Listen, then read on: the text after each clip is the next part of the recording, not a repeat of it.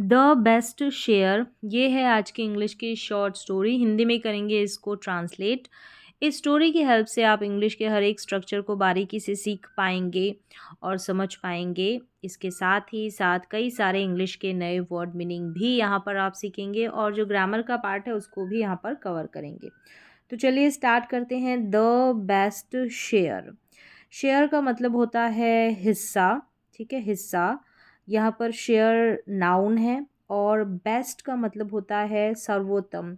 ये गुड का सुपरलेटिव है और ये जो बेस्ट है ये विशेषण है, यानी कि एडजेक्टिव है। The best share. शेयर यानी कि हिस्सा। कैसा? बेस्ट, सर्वोत्तम। अ पुअर वुमेन, एक गरीब औरत। वुमेन मतलब औरत। लिव्ड यहाँ पर वर्ब की सेकेंड फॉर्म है। रहती थी। विद यानी के साथ। किसके साथ? हर, उसके। सन यानी उसके अपने बेटे के साथ वह एक गरीब महिला रहती थी। शी ग्रू, यहाँ पर सब्जेक्ट शी हो गया। ये ग्रो की सेकेंड फॉर्म है। ग्रो का मतलब उगाना, तो ग्रू का मतलब हो गया उगाती। क्या उगाती? वेजिटेबल्स, सब्जियां। एंड सोल्ड, सेल की सेकेंड फॉर्म। बेचती, बेचती थी। दैम यानी उनको। इन द मार्केट, कहाँ पर? मार्केट में, बाजार में। तो यहाँ पर ग्रू हो गया, लिव्ड हो गया, सोल्ड हो गया। ये वर्ब की सेकेंड फॉर्म है। सिंपल पास्ट का एफर्मेटिव सेंटेंस है। वन डे, एक दिन। अ मॉन्स्टर, एक मॉन्स्टर, एक राक्षस। केम, यहाँ पर कम की सेकेंड फॉर्म है, आया। टू हर यानी उसके पास। किसी के पास आना, तो टू प्रपोजिशन का यूज़ करते हैं नियर आने के लिए, समीप, नज़दीक आने के लिए। यानी केम टू हर, उसके पास आया। वाइल यहाँ पर कंजंक्शन है। वाइल का यूज़ होता है यानी कि एक काम होता है, एक क्रिया होती है, उसी समय दूसरी क्रिया भी हो रही होती है कंटिन्यूस टेंस में। जैसे कि वॉज वर्ब में आईएनजी पास्ट का कंटिन्यूस टेंस का वाक्य है, तो सेम ऐसे ही। जैसे कि क्या हुआ, यहाँ पर उसी दौरान या जब या उसी वक्त, उस समय या जब करके आप ट्रांसलेट कर दे। एक मॉन्स्टर आया, टू हर उसके पास। जब यानी उस समय वो क्या कर रही थी? शी वॉज वर्किंग यानी कि काम कर रही थी। पास्ट कंटिन्यूस टेंस है। वॉज वर्ब के साथ वर्ब में आईएनजी आता है। सिंगुलर सब्जेक्ट होता है तो वॉज का प्रयोग होता है। प्लूरल सब्जेक्ट होता है तो वर का प्रयोग होता है। From this day on. From this day on यानी कि इस दिन से, इस दिन से।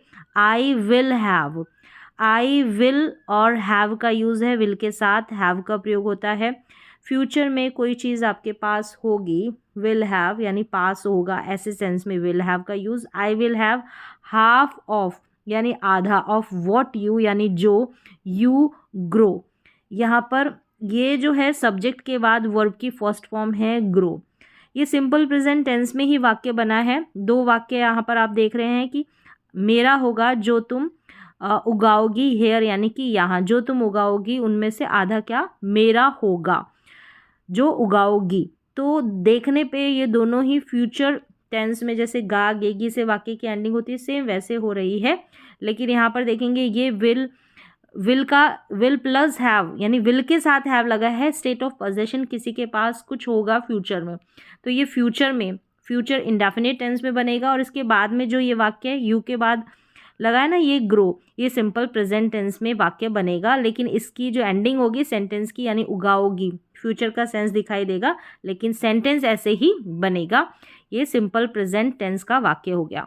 ही सैड, उसने कहा। तो ये सेंटेंस को फ्रेम करने का तरीका होता है। आगे देखें। ही वॉन्टेड यानी वह चाहता था। द टॉप यानी ऊपरी हिस्सा। हाफ ऑफ, हाफ यानी ऊपर का आधा हिस्सा। The top half of what ever, what ever का मतलब जो कुछ भी। प्लांट्स यानी जो भी पौधे। The women was about to sow यानी वो जो उगाने वाली थी। यहाँ पर देखिए वॉज लगा है, जो भी काम करने वाली थी, वाला था, इस तरीके से।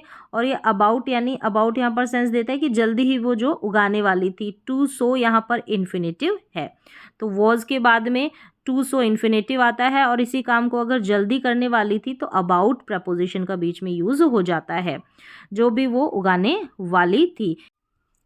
He wanted the top half of whatever plant the woman was about to sow। मतलब जो भी वो बूढ़ी औरत प्लांट पौधे उगाने वाली थी उसका ऊपर का आधा हिस्सा वो जो मॉन्स्टर था वो चाहता था। तो यहाँ पर वांटेड का प्रयोग हुआ है। वर्ब की सेकेंड फॉर्म सिंपल पास्ट का ये एफर्मेटिव वाक्य है। वॉज के बाद में यहाँ पर 2+V1 का यूज हुआ है। वॉज के बाद में इन्फिनेटिव वाला सेंटेंस है, यानी कि कोई कुछ काम करने वाला था और जल्द ही करने वाला था, तो अबाउट का प्रयोग हो जाएगा बीच में।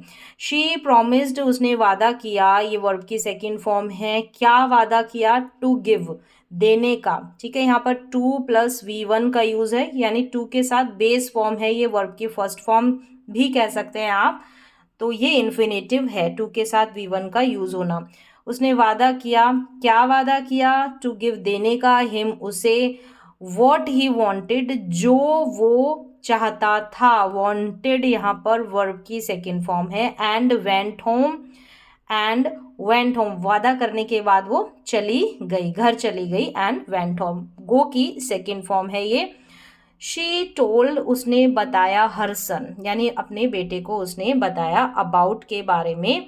द मॉन्स्टर, मॉन्स्टर्स विजिट, यहाँ अपोस्ट्रोफी लगकर एस लगाया, यानी मॉन्स्टर की, उस राक्षस की विजिट। विजिट का मतलब यात्रा करना भी होता है, लेकिन यहाँ पर है उसकी मुलाकात के बारे में, उसकी भेंट के बारे में उसने अपने बेटे से बताया। अब क्या है आगे? आई हैव अ प्लान, किसी के पास कुछ है ऐसा सेंस आता है तो हैज़ हैव का यूज करते हैं। प्रेजेंट में, पास्ट में हम हैड का यूज करते हैं। विदाउट एक्शन वाले सेंटेंसेस होते हैं स्टेट ऑफ पोजीशन वाले। अगर आपके पास कोई योजना है, प्लान है, ऐसा बताना है, तो हम हैज हैव हैड का यूज करेंगे। पास्ट होगा तो हैड का यूज, प्रेजेंट होगा तो हैज हैव का सब्जेक्ट के अकॉर्डिंग। आई सब्जेक्ट है इसलिए हैव का यूज हुआ है। आई हैव अ प्लान, यानी मेरे पास एक प्लान है, योजना है, तरकीब है। द सन सेड, उस बेटे ने, सन ने कहा। द नेक्स्ट मॉर्निंग, अगली सुबह। ही हेल्प्ड, यानी उसने मदद की। ठीक है, वर्ब की सेकेंड फॉर्म। हिज मदर, उसकी मदर की। सॉ कैरेट्स, कैरेट्स को बोने में। इन द फील्ड, कहाँ पर? खेत में। सून, जल्द ही। There were green leafy shoots, हरी पत्तेदार। यहाँ पर देयर इंट्रोडक्टरी देयर है, एज अ सब्जेक्ट इसका यूज हुआ है। सब्जेक्ट को सेंटेंस को कंप्लीट करने के लिए इस सब्जेक्ट का प्रयोग हुआ है। शूट्स यहाँ पर हो गई उसकी टहनियाँ। जब हम कोई बीज बोते हैं तो ऊपर से जो टहनी निकलती है वो शूट्स। ग्रोइंग यहाँ पर एज अ एडजेक्टिव यूज हुआ है। Out of the soil, shoots यहाँ पर नाउन है और ये जो ग्रोइंग है ये एडजेक्टिव है, आकार या मात्रा में बढ़ना। आउट ऑफ, बाहर निकलना, द सॉइल, से बाहर निकली। क्या? जो शूट्स थी, यानी जो टहनी थी, जो भी बीज वहाँ पर बोए वो। हरी पत्तेदार, यहाँ पर जैसे ग्रीन हो गया, ये लीफी हो गया, ये भी एडजेक्टिव है। आगे देखिए, आईएनजी रूप में भी एडजेक्टिव का यूज होता है, सामने आते हैं आईएनजी वाले एडजेक्टिव भी, वर्ब में आईएनजी लगे हुए भी। द मॉन्स्टर केम, कम की सेकेंड फॉर्म। टू क्लेम, दावा करने के लिए, मांगने के लिए। द मॉन्स्टर केम, आया। The top half of the crop, यानी क्रॉप, फसल का आधा, टॉप पार्ट, आधा ऊपर का हिस्सा। द, ये सिंपल पास्ट का एफर्मेटिव सेंटेंस है। द वुमेन गेव, गिव की सेकेंड फॉर्म, दिया, हिम, उसे, कैरेट लीव्स, यानी ऊपर क्या होगी? कैरेट की, गाजर की जो पत्तियां हैं वही होगी, leaves they the. And kept, keep की सेकेंड फॉर्म, रखा। द कैरेट, सिंपल पास्ट का एफर्मेटिव सेंटेंस है, यहाँ पर कैप्ट वर्ब की सेकेंड फॉर्म है, यहाँ पर गेव वर्ब की सेकेंड फॉर्म है। फॉर हरसेल्फ, यानी अपने लिए, जो कैरेट्स थी, नीचे का हिस्सा गाजर हो गई, वो रख ली और पत्तियां उस मॉन्स्टर को दे दी। द मॉन्स्टर वेंट, चला गया, मॉन्स्टर, गो की second form, with the carat leaves, यानी जो गाजर की पत्तियां उसके साथ चला गया। एंड नेवर, यानी कभी नहीं। रिटर्न का मतलब होता है वापस लौटना, तो रिटर्न्ड है वर्ब की सेकेंड फॉर्म है, कभी वापस नहीं लौटा। ये थी आज की इंग्लिश की शॉर्ट स्टोरी। यहाँ पर मैंने कोशिश की टेंसेस की हेल्प से इंग्लिश के हर एक स्ट्रक्चर को समझाने की। उम्मीद है आपको समझ में भी आए होंगे।